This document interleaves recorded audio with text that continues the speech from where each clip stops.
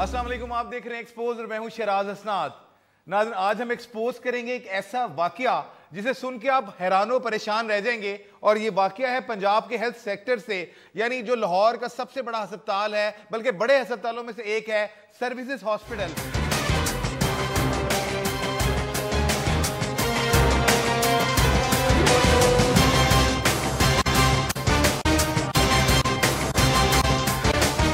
इसमें एक डॉक्टर अपने फराइज सर अंजाम देता रहा, और ना सिर्फ फराइज इस तरह सर अंजाम देता रहा कि न्यूरो के जो पेशेंट्स थे, यानी जो दिमागी अमराज के मरीज थे, उनके ऑपरेशन में वो हिस्सा लेता रहा।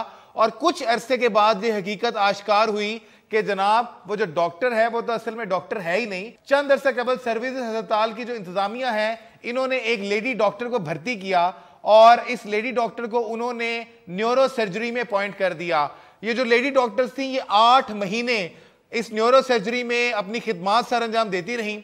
और इस दौरान ये मुख्तलिफ सीनियर प्रोफेसर के साथ जो न्यूरो के यानी दिमागी अमराज के बड़े सीरियस ऑपरेशन थे, उसमें भी एज ए असिस्टेंट हिस्सा लेते रहीं, यानी डायरेक्टली सारे प्रोसीजर का हिस्सा रहीं। कुछ ऐसे के बाद जब डिपार्टमेंट के जो हेड थे वो आए और एज यूजुअल अपने जो स्टूडेंट्स थे उनकी मालूमात बढ़ाने के लिए जब उन्होंने उनसे कुछ क्वेश्चंस किए, तो जो मौसूफ थी वो उसके कोई जवाब ना दे सकी। ये वो बेसिक सवाल थे जिसको कोई भी मेडिकल का स्टूडेंट, न्यूरो सर्जरी का स्टूडेंट जवाब दे सकता था, मगर वो जवाब ना दे सकी। वहीं पे सारों का माथा ठनका।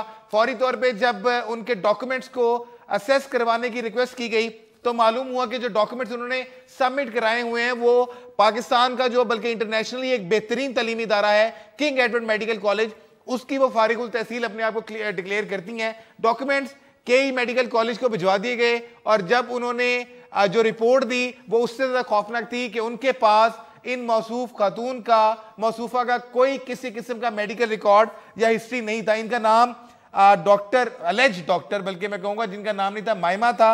और ये बतौर जाली न्यूरोसर्जन कम से कम 8 महीने तक सर्विस अस्पताल में ये ड्यूटी सर अंजाम देती रही हैं। बहरहाल इस वाकये को पंजाब असेंबली के फ्लोर पे जो मुस्लिम लीग नून के एक MP थे उन्होंने उठाया, और उसके बाद ये मामला सबके सामने आया। तो पता चला कि इस जो डिग्रियों की वेरिफिकेशन आई, तो उसके बाद इन जाली डॉक्टर को सर्विस अस्पताल से बरतरफ कर दिया गया। और जो सबसे बड़ी बात थी वो ये थी कि इनकी भर्ती कैसे हुई। जब इसको चेक कराया गया तो मालूम हुआ कि जो डॉक्टर्स की बहुत रिप्रेजेंटेटिव एसोसिएशन है, यानी यंग डॉक्टर एसोसिएशन, उसके एक साहब थे डॉक्टर जाफर, जिन्होंने इनको इंट्रोड्यूस कराया कि ये मेरी मंगेतर है, लिहाजा इनको नौकरी दे दी जाए। और इस तरह गैर कानूनी तरीके से जाली डॉक्यूमेंट्स के जरिए लाहौर के एक बड़े अस्पताल में एक जाली न्यूरो सर्जन को भर्ती कर लिया गया, जो मरीजों के ऑपरेशन में भी हिस्सा लेती रही।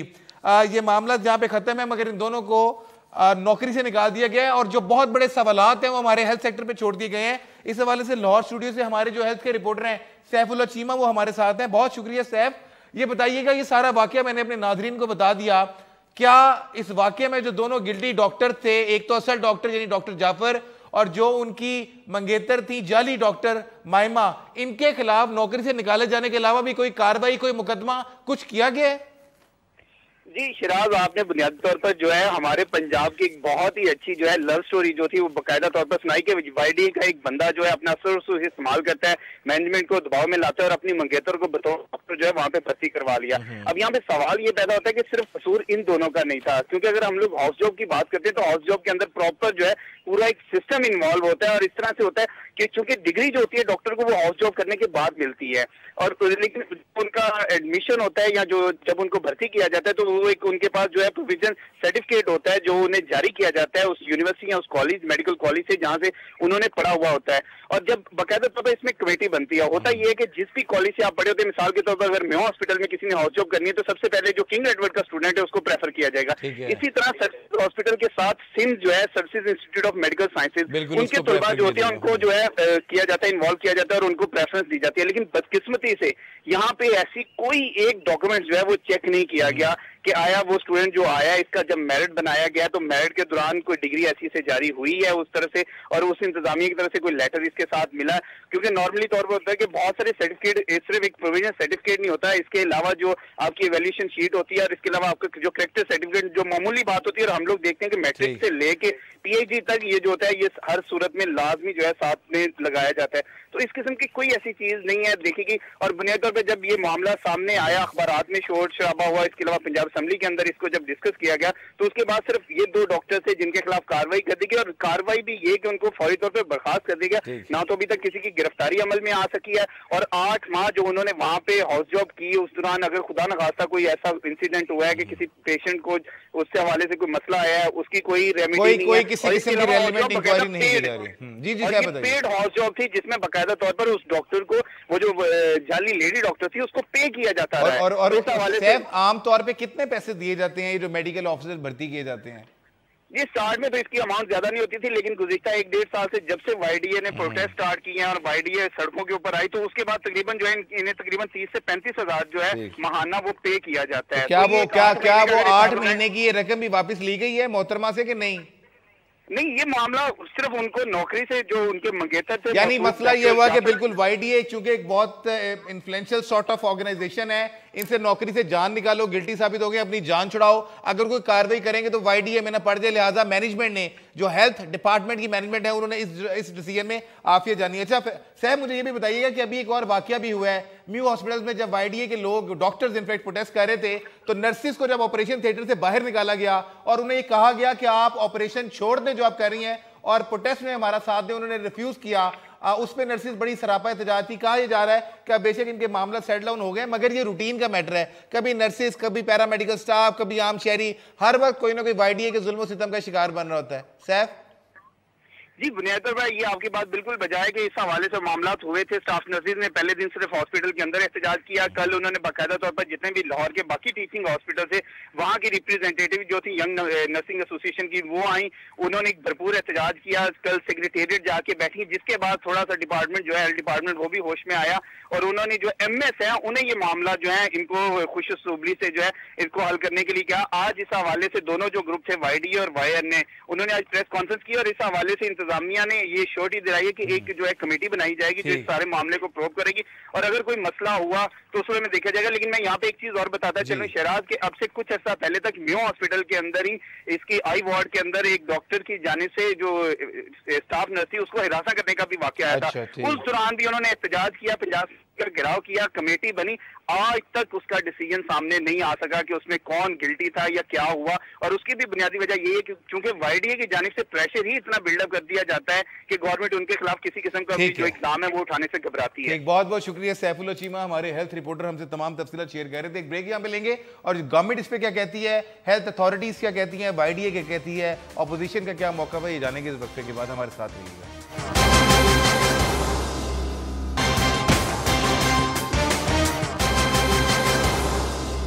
Welcome back after the break. नाज़रीन, ब्रेक पे जाने से पहले सर्विस अस्पताल का वाकया हम आपसे शेयर कर रहे थे। इस हवाले से मैं लाहौर स्टूडियो में ज्वाइन किया है पंजाब हुकूमत के जो special assistant to chief minister on health Khawaja Salman Rafique ने। बहुत शुक्रिया ख्वाजा साहब डॉन न्यूज़ को टाइम देने के लिए। मैं सबसे पहले तो आपसे ये जानना चाहूंगा कि जो एक वाकया हुआ और आपके एक एमपीए जिनका ताल्लुक पीएमएलएन से है, उन्होंने पंजाब असम्बली में इसकी आवाज़ उठाई जिस तरह सर्विस अस्पताल में एक जाली डॉक्टर को, एक जाली लेडी डॉक्टर को भर्ती कर लिया गया, जो पहले जनरल सर्जरी में रही, फिर न्यूरो सर्जरी में आई, और फाइनली फॉर्चुनेटली उसको रियलाइज किया गया हॉस्पिटल की एडमिनिस्ट्रेशन ने कि मामला कुछ गड़बड़ है, डॉक्यूमेंट्स वेरीफाई कराए गए और वो फेक निकले। तो ख्वाजा साहब, ये पहले इस वाकये पे थोड़ा सा हमारे नाजरीन को बताइएगा कि जिस तरह मैं इसको एक्सप्लेन कर रहा हूँ, क्या ये ऐसे ही है और इस पर क्या एक्शन अब तक टेक ओवर किया गया है? एक तो जो ही ये वाकया हमारे लिए आया था, हमने इसको प्रोव किया था। सर्विस अस्पताल एक AMI ऑटोनोमस मेडिकल इंस्टीट्यूशन है और वहाँ पे पूरी एकेडमिक काउंसिल प्रिंसिपल साहब मौजूद है। ठीक, मैं थोड़ा सा वाजे करना चाहूंगा कि मैंने भी MPS साहब जो तरीक़ल-ए-कार थी उसकी डिटेल पढ़ी है सारी, और उसमें बुनियादी तौर पर थोड़ी टेक्निकल कुछ फॉल्ट्स हैं। एक कोई भी बंदा जो चीज़ों को समझता हो उसको समझ आ जाएगी। कोई भी कंसल्टेंट या न्यूरो सर्जन जो है उसके दो तरीके कार हैं, डायरेक्ट इंडक्शन है या प्रमोशन कोटा है। Direct induction public service commission से होगी, ग्रेड 18 में FCPS MS MD होगा, अगर सीनियरिटी के बुनियाद पे उसकी DPC होगी यानी उसकी प्रमोशन की जाएगी, तो वो जाहिर है कि पहले MO या WMO, फिर उसके बाद पोस्ट ग्रेजुएशन के बाद SR और फिर AP या कंसल्टेंट होगा। तो एक तो कोई भी खातून डॉक्टर जो न्यूरो फिजिशियन या न्यूरो सर्जन हो, वो पूरे प्रोसेस के तहत 10, 12, 14 साल का प्रोसेस जिसके तहत वो कंसल्टेंट ग्रेड 18 में पहुंचती है। ठीक है। ये जो खातून के बारे में कहा गया बेसिकली ये HO थी यानी हाउस ऑफिसर थी। ये हाउस जॉब कर रही थी MBBS के बाद, और जब MBBS के बाद 1 साल का हाउस जॉब करते हैं तो उसकी 3-3 माह की रोटेशन है, मेडिसिन में, अप्लाइड सर्जरी में, जनरल सर्जरी में। तो 3-3 माह के लिए वो प्रोफेसरों के साथ अटैच होते हैं बच्चे, जो प्रोफेसर्स एसोसिएट या एपी जो है उनको सुपरवाइज करते हैं और उनकी क्लास में उनकी ट्रेनिंग्स होती हैं। ठीक है। तो 8 माह कोई भी खातून अगर किसी जगह खुदा ना खासा ये कर रही थी तो उसकी पे की स्लिप कहाँ पे है, उसको तनख्वाह कहाँ से मिल रही थी। तो 8 माह की इस तनख्वाह का ना डिपार्टमेंट में कोई रिकॉर्ड है, ना अस्पताल में कोई रिकॉर्ड है। तो बेसिकली उस खातून का जो वाकया प्रिंसिपल साहब ने प्रूव किया, एमएस ने प्रूव किया, वो ये है कि एक हाउस ऑफिसर के तौर पे 2 या 3 दिन प्रोफेसर रिजवान भट्ट साहब के पास क्लास में आई थी, और जब प्रोफेसर रिजवान ने 2-3 दिन बाद उसको 2-4 सवाल किए तो उनको शक गुजरा कि इस खातून को शायद ये एमबीबीएस नहीं है, और उसको 2-3 दिन के बाद फिर उसके बाद वो वहां पे नजर नहीं आई। फिर सारे मामले को प्रूव किया तो पता लगा कि वो खातून एमबीबीएस नहीं थी, उसका पीएमडीसी में कोई रिकॉर्ड नहीं था। तो ये जो खबर है कि 8 माह वो ऑपरेशन करती रही, ये मुमकिन ही नहीं है, क्योंकि एचओ जो है वो ऑपरेशन नहीं कर सकता। एचओ एमबीबीएस की डिग्री उसको हाउस जॉब के बाद मिलेगी, फिर ऑपरेशन करेगा वो जब पोस्ट ग्रेजुएशन करेगा एफसीपीएस। यानी आप कह रहे हैं कि ये तो साबित हो गया कि वो खातून जोन सी हैं वो अस्पताल में 2 या 3 दिन काम करती रही और आती रही, लेकिन हॉस्पिटल के कोई रिकॉर्ड से उसका कोई दस्तावेजात नहीं मिल सकी। इसके साथ साथ ये 2-3 दिन में ही उसको भांप लिया गया, रियलाइज हो गया। तो 7-8 माह वाली बात आप उसको डिनाई कर रहे हैं। रियलाइज हो गया, ठीक, लेकिन सर ये आ कैसे गई ना? बिल्कुल मैं डिनाई कर रहा हूं, इसको हमने मुकम्मल प्रूव किया इसको। अच्छा खालिद साहब, सिर्फ ये बेसिक सवाल ये था कि मैं कल को उठता हूं कहता हूं जी मैं भी एमबीबीएस डॉक्टर हूं, मुझे भी रखें, किसी की सिफारिश लड़ाता हूं, खास तौर पे जिस तरह इन खातून को भर्ती किया गया। डॉक्टर जाफर जो मुबैना तौर पे क्लेम करते थे कि ये मेरी फयांसी है, मंगेतर है, उन्होंने इनको रखवाया। तो कोई भी अस्पताल के अंदर आके कोई भी पोजीशन लेके कुछ भी करवा ले सर। देखिए मैं आपको अर्ज करूं, ये आपकी बात जो है, इस सवाल को, एक तो आपका सवाल बड़ा वैलिड है, मगर पूरे पंजाब में थाउजेंड्स की तादाद में एचओ होते हैं, यानी हाउस ऑफिसर होते हैं, पीजी ट्रेनिंग्स होते हैं। हर अस्पताल में एक पूरा सिस्टम मौजूद है। ये खातून अगर 1-2-3 आई तो जाहिर है कि उन्हीं प्रोफेसर ने उनको ट्रेस किया, मगर इस वाक़े के बाद एकेडमिक काउंसिल की बड़ी डिटेल मीटिंग हुई, उसके बाद तमाम प्रोफेसर्स को हदायत जारी कर दी गई है कि जो पहले से आपके पास एसओपी मौजूद है उन पर सख्ती से अमल करें, और जब एचओ की क्लास आपने शुरू करनी है तो आपने उससे पहले हर एक का इंटरव्यू, हर एक के डॉक्यूमेंट्स जो हैं जो आप पहले भी चेक करते हैं, लेकिन अगर कोई उसके में कुछ सिकम मौजूद है या उसमें आपसे आप उसको उस दिन चेक नहीं कर सके तो पहले चेक करें, उसके बाद क्लास पढ़ी जाएगी। तो मैं समझता हूं कि एक अस्पताल में एक ऐसा वाकया जरूर पेश आया कि उनको 2-3 दिन, वाकई 2-3 दिन के लिए भी क्लास में नहीं आना चाहिए था, लेकिन मैं समझता हूं कि प्रोफेसर साहब ने जब दूसरे या तीसरे दिन उस खातून को सवालात किए तो उन्होंने भांप लिया कि यह खातून जो है डॉक्टर नहीं है या इसकी ट्रेनिंग मुकम्मल नहीं है, तो उन्होंने फिर उसके बाद उसको फारग कर दिया। अरे सर, हमें ज्वाइन किया डॉक्टर अदनान गोंदल ने जो वाईडीयू को रिप्रेजेंट करे, मगर उनकी तरफ जाने से पहले मैं सिर्फ आपसे ये पूछना चाहूंगा कि डॉक्टर जाफर को भी आपने निकाला जिन्होंने इस खातून को इस हॉस्पिटल में रखवाने में मदद की थी, और कि वो वाईडीए के एक ऑफिस बेरर थे जो पर्टिकुलर सर्विस हॉस्पिटल जिसका ताल्लुक था। पंजाब की बात करें, मैं पंजाब के किसी देहात रूरल हेल्थ सेंटर या बेसिक हेल्थ यूनिट की बात नहीं कर रहा सर, ये सर्विसेज हॉस्पिटल है जो लाहौर के दिल में शादमान में वाक़या है, among one of the major hospital in Pakistan, और वहां पे ये इस तरह की नेग्लिजेंस, आपका ख्याल है कि सिर्फ नौकरी से फायर कर देना इज ओनली द सोल्यूशन, या चीजों को रिवाइव कर देना कि ठीक है जी जो रूल्स और रेगुलेशंस और एसओपीज हैं उनको फॉलो किया जाए? लाइक आप नहीं समझते थे stern action should be taken against them, इन पे मुकदमा करवाते बाकी चीजों पे जाते सर? तो एक तो मैं आपको बताना चाहूंगा कि डॉक्टर जाफर वाली जो डिटेल है बहुत ज्यादा मेरे इल्म में नहीं, क्योंकि एएमआई ऑटोनमस मेडिकल इंस्टीट्यूशन है और प्रिंसिपल और एमएस में वो इस मामले में इंडिपेंडेंट है। मगर जहां तक वाईडीए का ताल्लुक है, मेरा बहरहाल इनसे बात का इख्तलाफ होता है, लेकिन एज ए एसोसिएशन के वाईडीए या कोई भी एसोसिएशन इस किस्म के मामले में इन्वॉल्व पहली बात नहीं होती। अगर ये किसी का है भी खराबी तो वो किसी की इनफरादी तौर पे हो सकती है, इसको किसी ऑर्गेनाइजेशन से मुंसलिक करना या किसी तंजीम से मुंसलिक करना वो मेरा ख्याल मुनासिब नहीं है, क्योंकि वाईडीए में बेशुमार बच्चे हैं जो आज असिस्टेंट प्रोफेसर हैं, पढ़ लिख गए हैं, टॉपर बच्चे हैं। तो बाकी डॉक्टर दनान ज़ारा उसके बारे में बताएंगे, लेकिन इसका इनफरादी फेल हो सकता है, और इनफरादी फेल में ये सजा ठीक है कि उसको नौकरी से फारग कर दिया जाए ताकि आइंदा इस किस्म का वाकया ना हो। मैं जरा डॉक्टर इसी पे सवाल पे डॉक्टर अदनान गोंदल साहब बहुत शुक्रिया हमें ज्वाइन करने के लिए। मैं आपसे पूछना चाह रहा था, वाईडीए पे बड़े एलिगेशंस आ रहे थे सर्विस हॉस्पिटल की, ये जो जाली डॉक्टर थी मायमा इनकी भर्ती के खिलाफ, और आपके डॉक्टर जाफर थे उनको भी इस चक्कर में साथ निकाल दिया गया। तो रियलिटी क्या है? क्या ये उनका इनफरादी फेल था? लेकिन जो एडमिनिस्ट्रेशन है वो तो ये कहती थी कि डॉक्टर जाफर चूंकि इन्फ्लुएंशियल थे सर्विस हॉस्पिटल में, उनका कमांड एंड कंट्रोल था, वो वाईडीए को रिप्रेजेंट करते थे, तो हम उन्हें ना नहीं कर सके, लिहाजा हमने भर्ती कर ली। सर जी बहुत शुक्रिया शिराज साहब।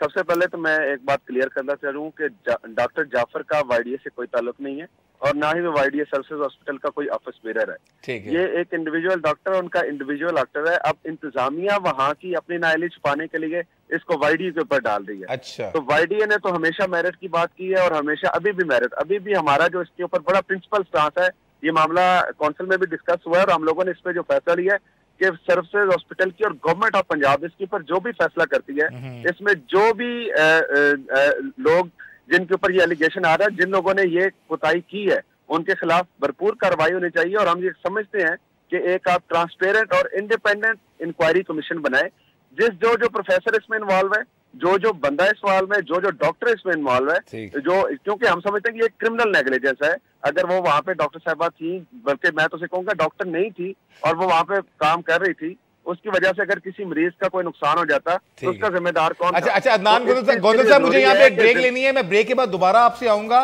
और गुफ्तगू का सिलसिला आपसे शुरू करूंगा। नाज़रीन हमारे साथ रहिएगा, ब्रेक के बाद वापस आ जाएंगे।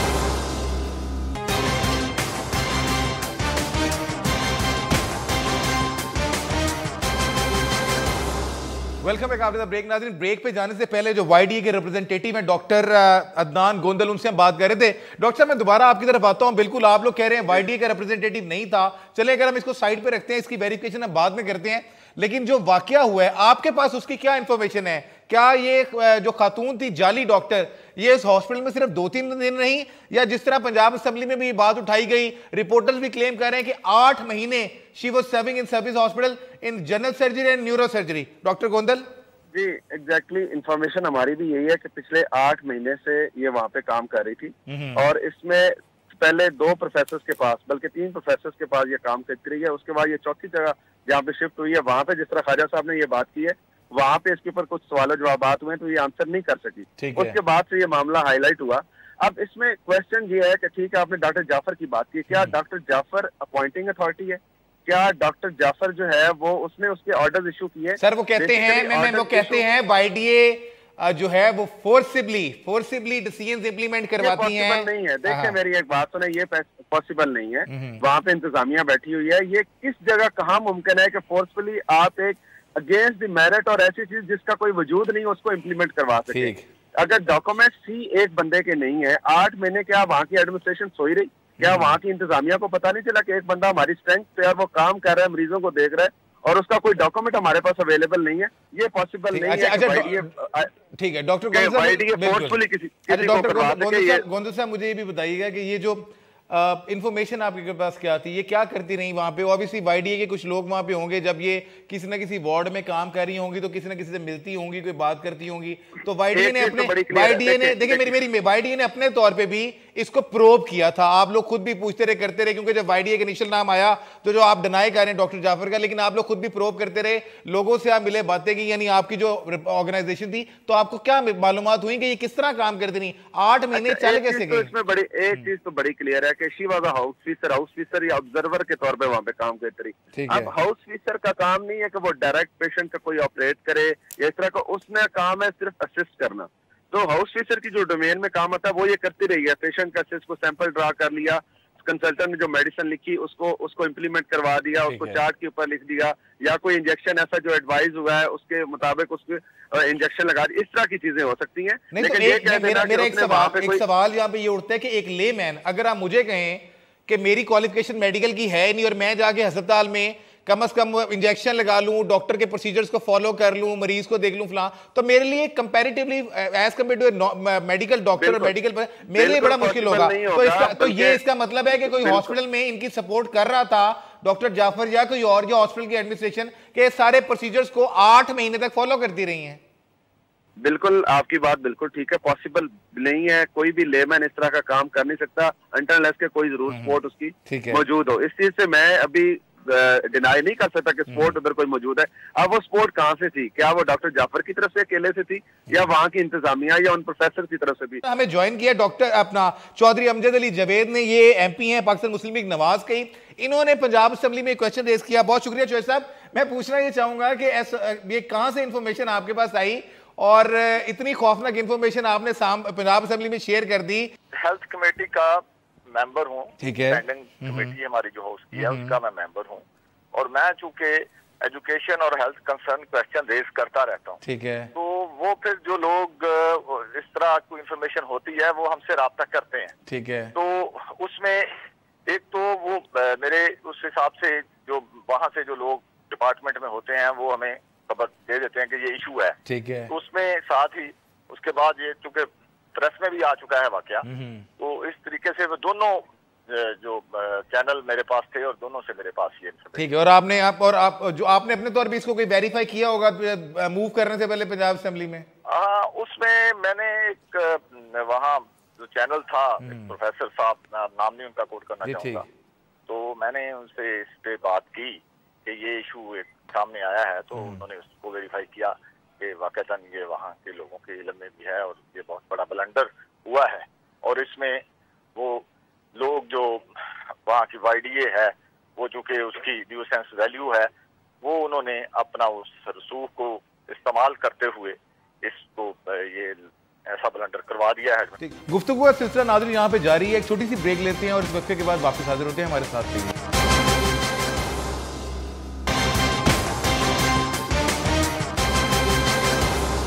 Welcome back after the break. नाज़रीन, ब्रेक पे जाने से पहले हम आपको सारी सूरत हाल बता रहे थे कि एक्चुअली इस वाकये का जिम्मेदार कौन है और हुआ क्या है। बात हो रही है यहाँ पे YD की इन्वॉल्वमेंट ये ना होने के बारे में। सैफ जो हमारे हेल्थ रिपोर्टर है, मैं उनसे जानता हूँ। सैफ, डॉक्टर गोंदल जो हैं, जो YD को रिप्रेजेंट करते हैं, वो तो डिनाई कर रहे हैं कि डॉक्टर जाफर का कोई ताल्लुक था YDA से।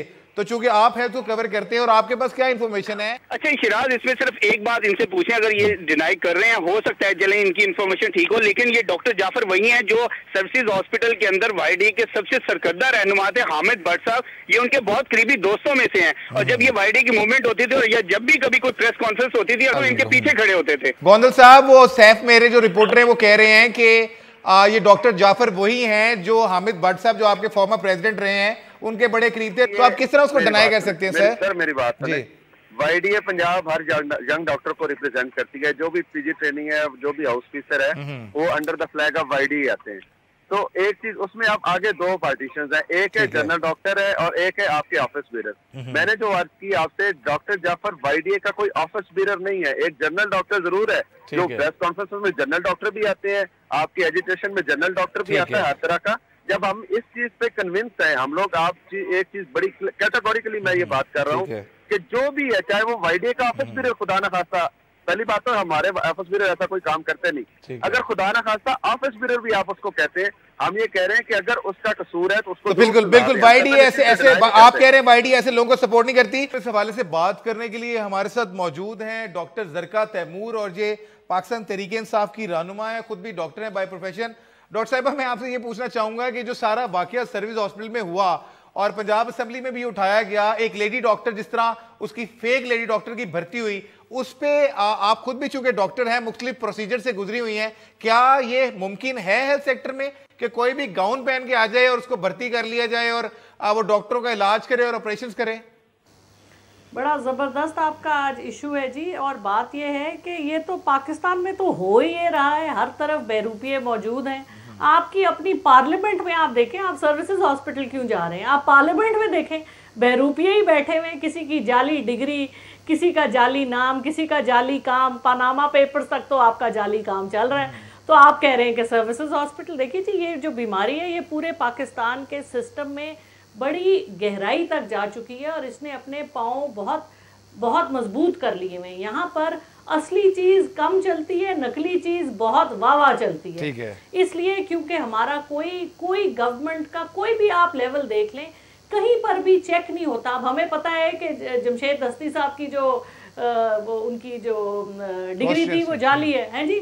उसके बाद क्या हुआ, किसी के साथ कुछ, असल में बात यह है कि जब चोर को किसी को चोर कहते हैं, आप उसको पकड़ते ही नहीं, आप उसकी कोई एप्रीहेंशन ही नहीं लेते, कोई उसकी सजा नहीं होती। डॉक्टर जरका साहिबा, मैं ये जानना चाह रहा था आपसे, चूंकि आप डर्मेटोलॉजिस्ट हैं और सीनियर डॉक्टर हैं और प्रैक्टिस भी करती हैं, तो ये जो सारा प्रोसेस है, आपके ताल्लुकात भी हैं डॉक्टर्स कम्युनिटी के साथ, तो ये जो पाकिस्तान में ये सिस्टम है हेल्थ का, क्या आप इससे सेटिस्फाइड हैं बहैसियत डॉक्टर और बहैसियत पाकिस्तान तहरीक इंसाफ मेंबर? देखिए जी, 18वीं तरमीम के बाद इन्होंने सब कुछ प्रोविंस को दे दिया। हाल पंजाब जो पाकिस्तान का सबसे बड़ा प्रोविंस है, उसका ये है कि उसके पास एक हेल्थ का मिनिस्टर भी नहीं है। बेचारे सलमान रफीक साहब हमारे भाई हैं, वो हर जगह जहाँ कोई प्रॉब्लम आ जाती है तो वो सामने आ जाते हैं स्पोक्स पर्सन। लेकिन आप पाकिस्तान की 60% आबादी का जो आपका सूबा है, जो प्रैक्टिकली पाकिस्तान है, उसमें आपने हेल्थ मिनिस्टर तक तो अपॉइंट नहीं किया हुआ, तो आप हेल्थ को कैसे मॉनिटर कर सकते हैं? PMDC से लेकर आप किसी ऑर्गेनाइजेशन को उठा लें, जब आप उसकी ऑडिट रिपोर्ट में जाते हैं आपको पता चलता है हर जगह बड़े बड़े घपले हुए हैं, मेडिकल कॉलेजेस इन्होंने भरमार कर दी हुई है, हर जगह अप्रूवल दे दिया हुआ है, यूनिवर्सिटीज़ के अप्रूवल, मेडिकल कॉलेजेस के अप्रूवल, हॉस्पिटल्स उनके साथ नहीं है, टीचर्स उनके पास नहीं है, और ये हर जगह सिर्फ मनी मेकिंग का एक इन्होंने तरीका बनाया हुआ है और उसको चला रहे हैं और कोई पूछने वाला नहीं। ठीक ठीक, बहुत बहुत शुक्रिया डॉक्टर जरका तैमूर। पीटीए को रिप्रेजेंट कर रही थी, खुद भी डॉक्टर ने बता रही थी कि बिल्कुल उनकी बात बड़ी वैलिड है कि जब हेल्थ का मिनिस्टर ही नहीं होगा तो हेल्थ का निजाम किस तरह चलेगा। खालिद साहब, दोबारा जरा आपकी तरफ आना चाहता हूं कि वाईडीए जो है वो इसको, यानी ये तो कह रहे हैं वो कि ठीक है जी हमारा आम मेंबर हो सकता है लेकिन कोई ऑफिस बेरर नहीं था, लेकिन इस चीज से कतई नजर जो असल चीज है वो यहाँ पे आती है कि मरीजों का पुरसाने हाल कौन है। अगर मैं कल को जाऊं और वहां पे सीट पे बैठ जाऊं, मैं एक छोटा सा वाकया आपसे शेयर कर लूं। मेरा एक दोस्त जो है वो एक फार्मास्यूटिकल कंपनी में बड़ी अच्छी पोजीशन पे है। मैंने खुद उससे एक दफा लाहौर के एक बहुत मशहूर नामी ग्रामी हॉस्पिटल में एक डॉक्टर की कुर्सी पे बैठ के दवाइयां लिखते हुए देखा। मैं समझा शायद वो मेडिकल कर चुका है। जब मैंने उसे पूछा कि अच्छा बड़ी मुबारक हो आप डॉक्टर बन गए, तो उसने कहा मैं डॉक्टर नहीं हूं, ये डॉक्टर साहब मेरे दोस्त हैं, मैं ये फार्मास्यूटिकल कंपनी में हूं, लिहाजा मेरी इनकी एक कमिटमेंट है तो हर मरीज को ये दवाई लाजमी लिख के देनी है। तो वॉशरूम में गए तो लिहाजा मैं ही वही दवाइयां लिख के दे जा रहा हूं। तो हमारी मेडिकल प्रैक्टिस जो है वो यहां तक भी फॉल करती है। और चंद रोज कबल मेरे प्रोग्राम में जो वफाकी वजीर सेहत है सायरा अफजल तारर साहिबा, वो इस चीज को कन्फेस कर चुकी हैं कि हाँ जी बिल्कुल डॉक्टरों की जो फार्मास्यूटिकल इंडस्ट्री के साथ मिली भगत है वो कोई अब ढकी छुपी बात नहीं रहेगी। तो सर मैं यही जानना चाह रहा हूं कि ये एक एग्जाम्पल के तनाजुर में क्या डॉक्टर जो है वो इस तरह के माफिया के हाथों में भी खेलते हैं? नहीं सर, देखें इनफरादी तौर पे अगर कोई एक डॉक्टर करे तो आप पूरी कम्युनिटी को नहीं वो कर सकते। और डॉक्टर एक बड़ा ऑनरेबल प्रोफेशन है और किसी भी सरकारी अस्पताल में या प्राइवेट अस्पताल में, मैं चूंकि सरकारी का नुमाइंदा हूँ, तो आप किसी भी अस्पताल में कभी खुद जाके देखें, आपको यंग डॉक्टर्स हो, प्रोफेसर्स हो, कंसल्टेंट हो, आपको काम करते नजर आएंगे। लाखों की तादाद में लोग अगर सरकारी अस्पतालों में पूरे पंजाब में या पाकिस्तान के किसी भी सूबे में जाते हैं, ज़ाहिर है डॉक्टर, नर्सेज, पैरामेडिक्स मेहनत करते हैं तो वहां पे जाती हैं। मैं जरा इस खबर की तरफ आना चाहूंगा जिस पे डिस्कशन हो रही है। जी जी। एक तो देखें इस खबर की अगर सेहत पे जरा हम बात करें ना, इस खबर पे तो इसमें टेक्निकल टोटल फॉल्ट है। एक खबर में कहा गया कि 8 माह वो मरीजों को ट्रीट करती रही। डॉक्टर अदनान ने भी इस बात की निशानदेही की है, चूंकि अदनान एक डॉक्टर है और मैं भी थोड़ा चीजों को समझता हूं, तो एज ए कंसल्टेंट या एज एसआर की, एज असिस्टेंट प्रोफेसर की तो उनकी तैनाती थी ही नहीं। सो पहली बात वो ऑपरेशन नहीं कर सकती थी। और दूसरी बात यह है कि 8 माह की अगर बात को एक लम्हे के लिए हम तस्लीम कर लें तो हर 3 माह बाद जो रोटेशन होती है और 3-3 माह बाद मुख्तलिफ शोबाजात में जब हाउस अफसर जाते हैं तो एक पूरा प्रोसीजर किया जाता है। तो एक 3 माह फिर दूसरा 3 माह, तो ये तीसरी नौमाही सर वो उसमें अर्ज ये, मैं आपको कंट्राडिक्ट नहीं कर रहा, जब आपने भर्ती कर ली, जब वो हॉस्पिटल की एडमिनिस्ट्रेशन मैनेजमेंट का हिस्सा बन गई तो फिर सारी चीजें उसी प्रोसेस से फॉलो हो सकती हैं। सर जब भर्ती हो सकती है तो फिर तो गैर कानूनी भर्ती पे कुछ भी हो सकता है। असेंबली शराज भाई, असेंबली के फोरम पे जो अमजद जवेद साहब मेरे भाई हैं और बड़े हमारे काबिल किस्म के मेंबर्स वाइस असेंबली हैं, ज़ाहिर है टेरियर बेंचेस हो या अपोजिशन हो, उनका काम असेंबली में क्रिटिसिज्म करना भी और हमारा काम है कि उनकी बातों को सुने और उस पर अमल करें। देखिए मुझे अपने प्रिंसिपल पे जो एक इंतहाई ऑनरेबल हैं, professor Gardezi, professor Rizwan, neurosurgery के ये टॉपर्स लोग हैं, एमएस, मुझे उन पे इस बात पे यकीन है कि जो रिटन स्टेटमेंट उन्होंने असेंबली में जवाब जमा करवाया कि ये खातून 8 माह से उस अस्पताल में नहीं थी, ये खातून 2 या 3 दिन उस वार्ड में आई है, तो मैं डिनाई इसलिए नहीं कर सकता कि ये लोग ऑनरेबल हैं, सच्चे लोग हैं, फिर पूरी एकेडमिक काउंसिल है। अच्छा ख्वाजा साहब मुझे ये बताइएगा, एक और मामला जो चल रहा था अभी रिसेंटली म्यू हॉस्पिटल की नर्सिस का, जिस तरह उन्हें प्रेशराइज किया जाता है कि वो ऑपरेशन भी छोड़ें और बाहर निकलें, ये सब मामला भी चलता है। तो इस पे बेशक मामला तब सेटल डाउन हो गए हैं, लेकिन ये तो एक रोज रोज की बात नजर आती है कि कहीं ना कहीं एहतजाज के लिए जो प्रेशराइज किया जाता है खासतौर पर नर्सिस या पैरामेडिक्स को, और जो वो मेजर एलिगेशन भी लगाते हैं डॉक्टर्स के ऊपर कि जो उन्हें हरासा किया जाता है, तो इस पे गवर्नमेंट ऑफ पंजाब क्या कर रही है? देखिए इसमें मेरा जो मौक़िफ़ है या गवर्नमेंट का मौक़िफ़ ये है कि हम स्ट्राइक्स के और कानून को हाथ में लेने के तो बिल्कुल हक में नहीं है।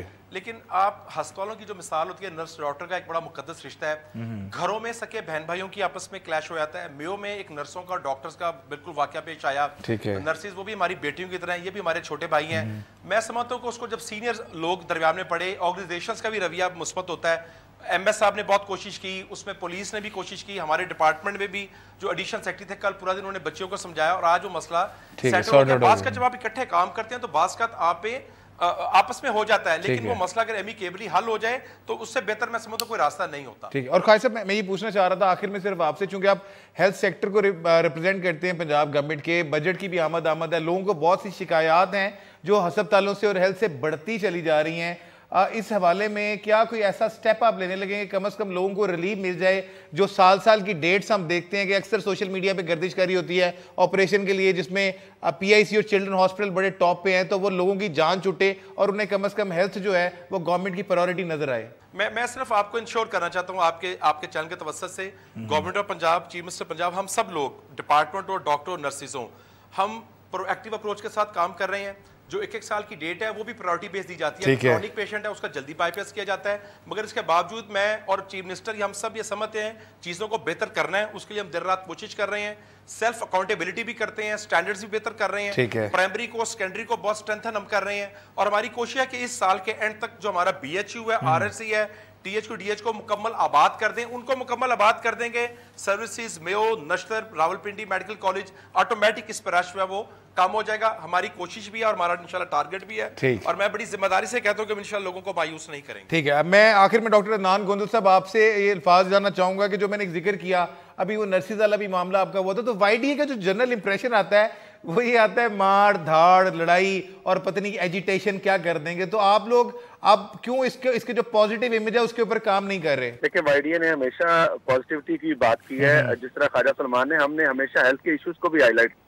हमने 16 दिन की हड़ताल गरीब मरीजों के लिए की थी और अस्पताल में अद्वियात की किल्लत के खिलाफ की थी। तो हम तो जो हॉस्पिटल के जो इस तरह के मामला हैं उनको भी हाईलाइट करते हैं। बाकी जहाँ तक नर्सेज का मेरे हॉस्पिटल का तल्लुक है, मैं कहता हूँ कि it was an unfortunate incident. बाकी जहाँ तक है, हम हॉस्पिटल में जस्ट लाइक अ फैमिली, अब फैमिली के अंदर भी इट्स नेचुरल के दो बहन भाइयों में भी लड़ाई हो जाती है, तो इस तरह की चीजें हो जाती है। फैमिली की लड़ाई में जो है मरीजों को सफर नहीं करना चाहिए। आप लड़ते हैं तो भी मरीज सफर करते हैं, नर्सेज लड़ती हैं तो भी मरीज सफर करता है, नर्सेज भी स्ट्राइक पे जाती हैं। ये नहीं है कि सिर्फ डॉक्टर्स ही जा रहे हैं, डॉक्टर्स भी जाते हैं। बहुत बहुत शुक्रिया ख्वाजा सलमान रफीक, बहुत शुक्रिया डॉक्टर अदनान गोंदल, चौधरी अमजद, सैफुल्लाह चीमा का भी शुक्रिया। नाज़रीन, आज के प्रोग्राम में हमने एक्सपोज किया वो लूप होल्स जो हमारे डॉक्टर्स के सर्विस स्ट्रक्चर्स में है, जिस पे YDA आवाज़ उठा रही है, और वो लूप होल्स जो हेल्थ के सिस्टम में कि किस तरह एक फेक लेडी डॉक्टर को एक हॉस्पिटल में भर्ती कर लिया गया। जो हेल्थ एडवाइजर है वो तो डिनाई कर रहे हैं कि उसको 2-3 दिन उसने काम किया। बहरहाल ये भर्ती थी, किस तरह ये एक बहुत बड़ा सवालिया निशान है। और जो YDA वो क्लेम करती है कि 8 महीने तक मोहतरमा जो है वो डॉक्टर बन के लोगों को सर्व करती रही है, वो पता नहीं क्या सर्व करती रही हैं, और कौन से वो मरीज से जो उनके हत्थे चढ़े और पता नहीं उनका क्या हाल होता रहा होगा। बहरहाल उनको और उनके जो फ्योंसी थे जिन्होंने उन्हें भर्ती कराया था, डॉक्टर जाफर निकाल दिया गया है। मगर ये जो सारा का सारा वाकया था, ये हेल्थ सिस्टम की जो पॉजिटिविटी और कारकर्दगी है उस पर बहुत बड़ा सवालिया निशान उठाता है। हमें अपने फीडबैक से आगाह करते रहिएगा। हमारा फेसबुक और ट्विटर ID आपके सामने, देखते रहिए डॉन न्यूज़।